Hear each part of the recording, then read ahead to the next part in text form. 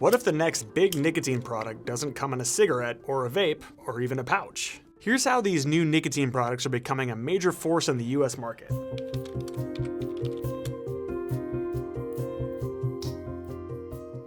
Nicotine pouches are tobacco-free products that deliver nicotine orally. Users place them between the gum and lip, where nicotine is absorbed into the bloodstream. In November of 2025, the Tobacco Epidemic Evaluation Network found that nicotine pouch use among youth and young adults surged in recent years. While overall sales of nicotine pouches increased by more than 250% between January 2023 and August 2025, reflecting rapid market expansion.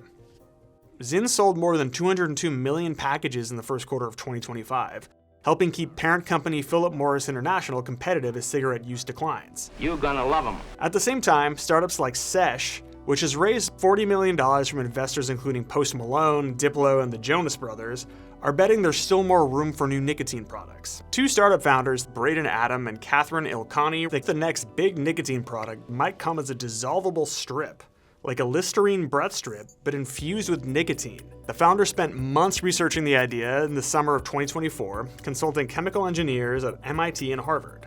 But there was a hitch. Someone in Sweden had come up with the idea first. Sweden has a long history with nicotine products. Snus, a tobacco pouch that dates back centuries, became widely used as a smoking alternative in the 1970s. Strict cigarette regulations and high taxes helped push Swedish consumers away from smoking, but not away from nicotine. As a result, nicotine consumption is something of a cultural pastime in Sweden, which has had a noticeable effect on the nation's public health. According to a 2024 analysis in the Harm Reduction Journal, Sweden had lower tobacco-related death rates than most EU countries. This is a trend researchers attribute in part to snus replacing cigarettes. Still, it isn't like tobacco alternatives are exactly healthy. Nicotine pouches and strips are addictive and are associated with conditions like elevated heart rate and blood pressure.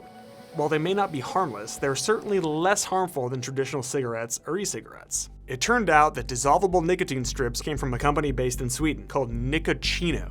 Adam and Ilkhani reached out in the summer of 2024, and to their surprise, Nicoccino's CEO responded. After multiple video meetings, the founders pitched a deal. They would license Nicoccino's nicotine strip technology and bring it to the US under a new company called Zolv. The founders told me that Zolv is trying to be the first movers in oral strips in the biggest oral market in the world, or one of them at least. Zolv is now pursuing FDA authorization and could become the first company to sell dissolvable nicotine strips in the US, pending approval. Adam told me that Zyn provides a roadmap for the founders of Zolv. It took 5 years for Zyn to get officially authorized in the US, yet they still sold and marketed the product while in that gray area.